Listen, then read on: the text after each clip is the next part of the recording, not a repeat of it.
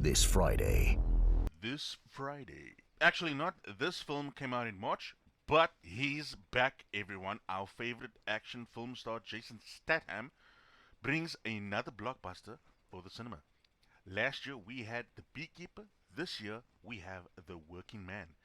And this character is a whole lot different than other characters he's played before. That is, that this character is more of the lone, quiet guy. Just like the beekeeper, just like the transporter, and just like the mechanic. Damn, Jason Statham, I mean, this is like, what are you doing? This is typecast. At least in Jason Statham's movies, we get some action. So the film's name is The Working Man. So Jason plays a character named Levon Cade, a retired Royal Marines commando who lives his life trying to be a good father to his daughter and make a living working for a construction company. But we can see that this is not easy when you're fighting for the custody of a child, but that storyline has nothing to do with this film at all. So Levon works for a construction company, and one day some thugs walk in and start harassing the employees. Levon, being Jason Statham, steps in and starts kicking ass on sight, and eventually the thugs leave the construction site. Later that night, Jenny Garcia, the daughter of the owners that run the construction company, gets kidnapped while at a club by human traffickers. The next morning, or actually not the next morning, like she got kidnapped on the Friday, like on the Monday morning, Levon walks in on site and sees the police walk out of the office where Joe and Carla, the owners of the construction company, tell him what has happened to their daughter the Friday night. So Joe and Carla try to persuade Levon to help get her back, but he refuses because he is not that kind of person anymore. Okay, he retired from the Royal Marines. So I can understand why he refused. He wants to be a good father to his own daughter, and he doesn't want to jeopardize the legal battle for custody of her. Okay? But the Garcias then try to bribe him with money of about 50K to get their daughter back for them. But still, Levon refuses and leaves the office. There's one thing I just can't understand. I can't believe that Joe and Carla asked him to rescue their daughter. Yes, like she needs to be saved. But they're doing this when they have already reported her missing to the police and they just need to let the authorities handle it. And what they're trying to do is that they are applying pressure on Levon because he's a good person and he's their friend and they obviously know his background in the Royal Marines. Like Levon says no, he's not that kind of person anymore, and they try to bribe his morality by giving him 50K and 20K more after he's actually brought Jenny back. And they probably know that he needs the money for his custody battle over his own daughter. The Garcias are the real villains of this film. Look, I can understand the Garcias really want their daughter back, but you're asking your employee to risk his life instead of allowing the police to do what they need to do. They're willing to risk another man's life for their daughter and not dealing with the situation like it would be done in the real world. So after a few hours, Levin agrees to rescue Jenny because he respects the Garcias as his family too. So he takes up the offer to be the one man against an army. That's kind of like a bad idea, okay? But I just want to say that one thing: Joe and Carla are the worst people on earth. They are selfish to the core, and here's another example from the film of why they are the worst. Jenny works for their construction company. They're not really paying her enough for the work that she does for them as an employee, even though she is their daughter. Okay? They would rather remind her of what they had to do while she was growing up in their house.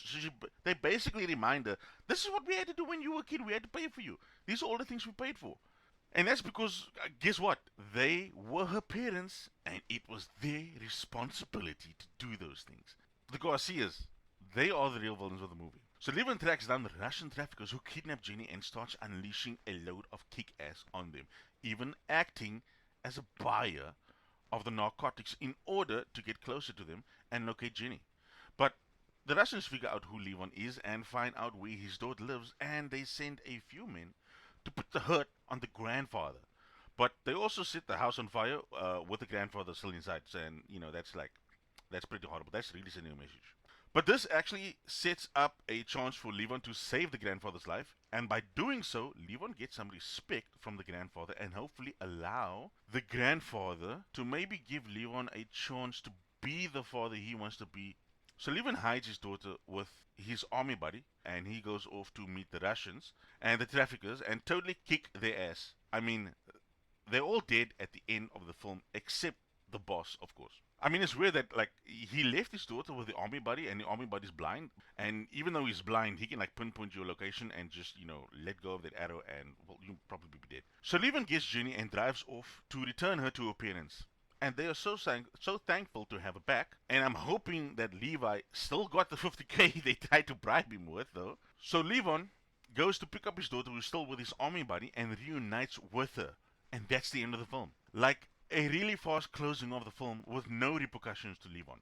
Even considering that he just went after a few criminal organizations in the city, which he lives in. Was such a plain copy and paste film. Kick ass, take names, but this film does leave a open story. Okay? At the end of the film, the Russians actually let Levon take Jenny away on purpose and decide to not retaliate, as they believe there's no further trouble to seek with him. But Levon killed two young Russian men earlier in the film, and their father wants revenge, but the head of the Brotherhood, which is the Russian organization, says to let Levon go as the Brotherhood comes first than personal vendettas. That's that's some code that these guys have. You have to admit. I mean, they like stick to the Brotherhood. Do not go out of your lane. Okay, stick to the code. Do not seek personal vendettas. Everything you're giving your life to the Brotherhood. Everything is for the betterment of the Brotherhood. Do not seek out vengeance. Like from one of the lines in the film, the high boss. Okay, he actually says, "The devil has got what he wanted. Let him go." That's he's referring to Leon basically, and that's like insane. That's like the only person in this entire movie that had some wisdom, you know, like the devil has what he wants. Let him go. It's like let the dude go. Let this whole thing bypass. We could possibly see a sequel where the Russians come after Levin again as the father that still has this personal vendetta, the fact that his two sons were killed. And I guess that film will have a bigger budget, more actors, and maybe Jason Statham will finally have his own franchise again. Because the last franchise he had was the Transporter, but we all know that he's basically done. I don't think they're going to make any more.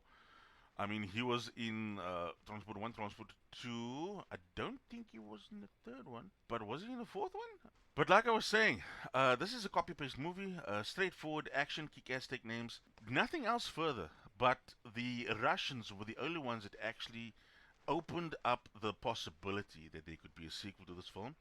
And it seems that the only smart people are those that's in the Brotherhood besides the father that lost his two sons.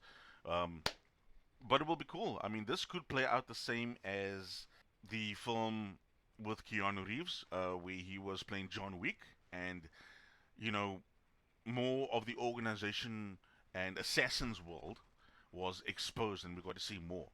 So that's actually pretty cool. I can't wait to see that, and that's if they decide to do a sequel to it. But we'll all stick around for that.